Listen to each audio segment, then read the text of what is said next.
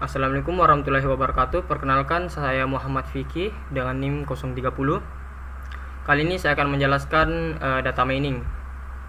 Oke, langsung saja kita masuk di data mining untuk PPT ini.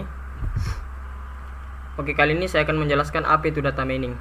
Jadi data mining adalah proses mengolah dan menganalisis kumpulan data dalam jumlah besar untuk menemukan pola, hubungan atau informasi yang tersembunyi yang memiliki nilai guna. Nah, proses ini dilakukan dengan bantuan teknologi komputer dan algoritma tertentu sehingga data awalnya yang tidak bermakna dapat diubah menjadi informasi yang berguna. Nah, data mining ini menjadi bagian penting dari data science karena berperan dalam membantu memahami data secara lebih mendalam. Nah, manfaat data mining itu sendiri sangat besar, terutama dalam dunia bisnis dan teknologi. Dengan data mining, perusahaan dapat mengetahui pola pelanggan sehingga dapat menentukan strategi pemasaran yang lebih efektif. Selain itu, data mining juga membantu dalam meningkatkan efisiensi operasional, mengurangi risiko, dan memprediksi tren yang akan datang. Nah, dalam sektor keuangan, data mining bahkan digunakan untuk mendeteksi aktivitas mencurigakan atau penipuan. Nah, di sini ada 5 pembahasan. Yang pertama, data. Yang kedua, mining. Yang ketiga, data mining. Yang keempat, manfaat data mining. Yang kelima, contoh penggunaan data mining dalam kasus populer.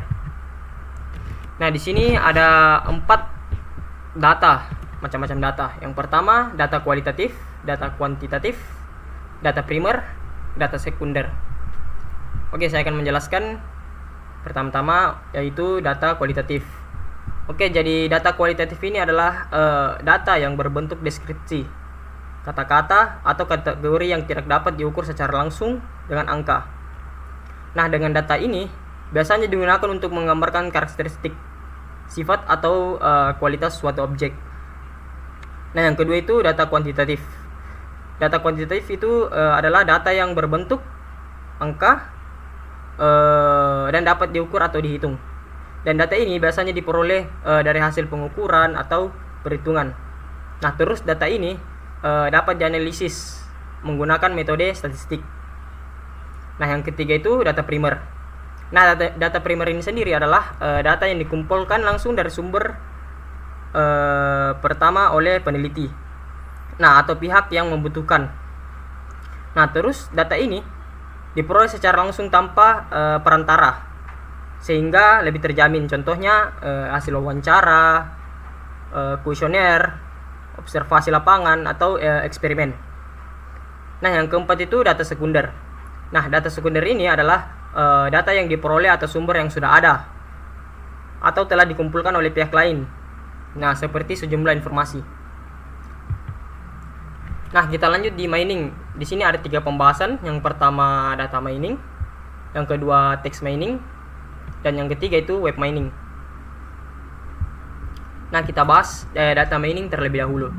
Oke, data mining inilah adalah proses menggali atau menganalisis data dalam jumlah besar untuk menemukan pola atau informasi yang tersembunyi yang berguna. Nah, proses ini biasanya menggunakan teknik statistik, algoritma, dan konsep dari machine learning. Nah, untuk menghasilkan angka dari data mentah, data mining ini banyak digunakan dalam berbagai bidang seperti bisnis, kesehatan, dan perbankan. Nah, yang kedua itu text mining atau penambangan teks. Nah, text mining adalah proses mengekstraksi informasi penting dari data yang berbentuk teks. Nah, data teks ini bisa berasal dari sumber dokumen, email, media sosial, dan artikel. Nah, yang ketiga itu web mining. Web mining adalah proses penggalian informasi dari data yang tersedia di internet atau web. Nah, data ini berupa teks, gambar, video, hingga aktivitas pengguna. Nah, biasanya itu ada di website-website, di situs-situs seperti detik.com, Wikipedia, dan lain-lain. Nah, di sini ada data mining. Nah, di sini ada 9 pembahasan. ada 5 pembahasan dan teknik pengumpulan datanya.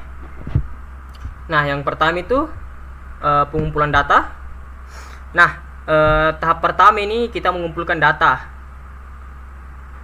Nah, sehingga data yang dikumpulkan dan berbagi sumber seperti database perusahaan, sensor, aplikasi, sehingga internet.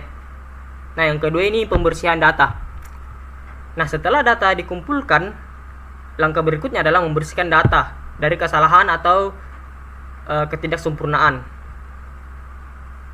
Nah, data yang tidak lengkap, duplikat atau tidak valid harusnya diperbaiki dan dihapus agar tidak mempengaruhi hasilnya. Tuh. Nah, yang ketiga ini transformasi data. Transformasi data ini bertujuan untuk mengubah data dalam format yang lebih sesuai untuk dianalisis. Nah, data yang awalnya tidak terstruktur menjadi terstruktur. Nah, yang keempat ini proses mining. Nah, pada tahap ini data yang sudah bersih dan terstruktur akan dianalisis menggunakan algoritma tertentu. Proses mining ini bertujuan untuk menemukan pola, hubungan, dan tren yang tersembunyi di dalam data. Nah, yang kelima itu tahap evaluasi dan interpretasi. Nah, tahap ini adalah tahap yang terakhir untuk mengevaluasi sebuah data dan menafsirkan dari hasil proses mining tadi yang pada tahap keempat itu. Nah, hasil yang dianalisis diperiksa apakah datanya sudah sesuai dengan tujuannya, sehingga data yang digunakan itu dapat keputusan yang benar. Nah, di sini ada 4 teknik pengumpulan datanya. Yang pertama itu klasifikasi, yang kedua clustering, yang ketiga asosiasi, dan yang keempat prediksi. Nah, teknik pertama itu klasifikasi. Klasifikasi ini sebuah teknik yang digunakan untuk mengelompokkan data ke dalam kategori atau kelas tertentu. Nah, pada bahasa pemrograman biasa disebut database. Nah, yang kedua itu adalah clustering. Clustering adalah teknik pengelompokan dan data berdasarkan tingkat kemiripan atau kesamaan karakteristik. Nah, tanpa adanya label sebelumnya, artinya data akan dikelompokkan secara otomatis ke dalam beberapa data. Nah, itulah clustering. Nah, yang ketiga itu asosiasi. Asosiasi adalah teknik yang digunakan untuk menemukan hubungan atau berkaitan antara data. Teknik ini sering digunakan untuk mengetahui pola keterkaitan antara satu item dengan item lainnya. Nah, jadi pada teknik asosiasi ini adalah penghubung. Nah, yang keempat itu prediksi. Nah, prediksi ini adalah teknik data mining yang digunakan untuk memperkirakan kejadian atau nilai di masa depan berdasarkan data historis yang telah ada.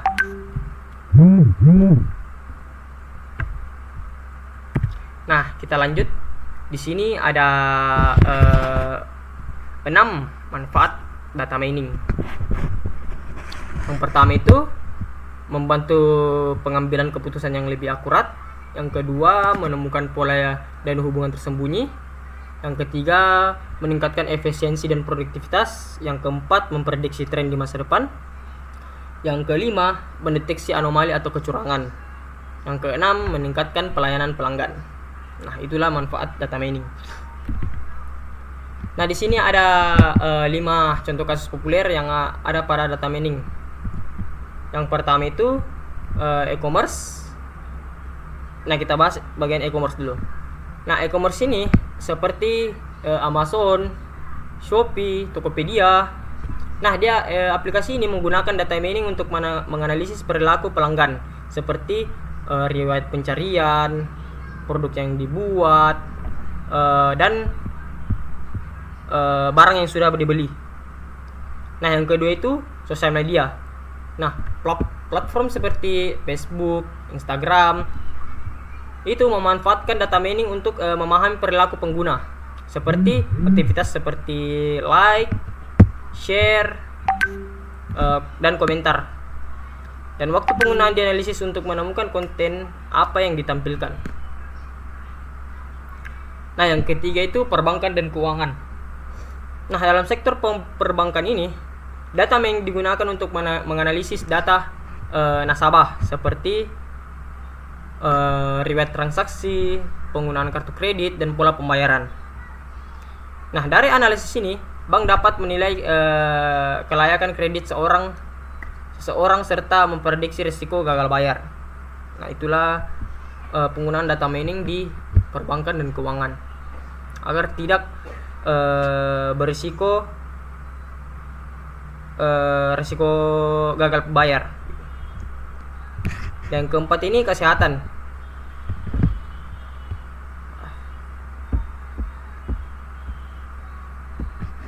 Nah, yang keempat itu adalah kesehatan. Nah, dalam bidang kesehatan, data mining digunakan untuk menganalisis data pasien seperti riwayat penyakit, hasil pemeriksaan, dan pola pengobatan. Nah, dengan analisis ini, tenaga medis dapat memprediksi kemungkinan penyakit yang akan dialami pasien. Selain itu, data mining juga membantu dalam penelitian medis, seperti menemukan hubungan antara gejala dan penyakit tertentu. Nah, yang kelima itu transportasi dan ride hailing. Nah, transportasi dan ride hailing ini biasa didapat di aplikasi Gojek, Grab, Maxim. Nah, dia platform ini menggunakan data mining untuk menganalisis pola perjalanan pengguna seperti lokasi, waktu pemesanan, dan rute perjalanan yang akan digunakan pada aplikasi ini. Dan aplikasi ini juga menggunakan data mining untuk pemanfaatan tarif biaya, memprediksi permintaan, dan mengatur ketersediaan driver. Nah, itulah tadi pembahasan data mining. Nah, langsung saja kita lanjut kesimpulan. Nah, data mining merupakan proses penting dalam pengolahan data dalam jumlah besar dan untuk menemukan pola, hubungan, dan informasi tersembunyi yang bernilai. Dengan memanfaatkan berbagai teknik analisis serta dukungan dari machine learning, data mining mampu mengubah data mentah menjadi informasi yang berguna bagi berbagai kebutuhan. Nah, itulah tadi presentasi saya. Kurang lebihnya mohon dimaafkan. Wabillahi taufiq wal hidayah. Wassalamualaikum warahmatullahi wabarakatuh.